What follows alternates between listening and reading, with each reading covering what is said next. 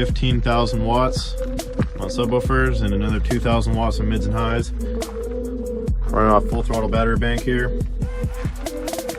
Custom made door panels housing Audio Dynamics 3000 series component speakers along with their pillars.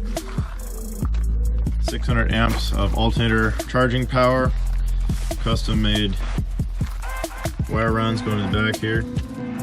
And then we have a 6-order series band pass housing 6 JVF Customs 3.3 12's.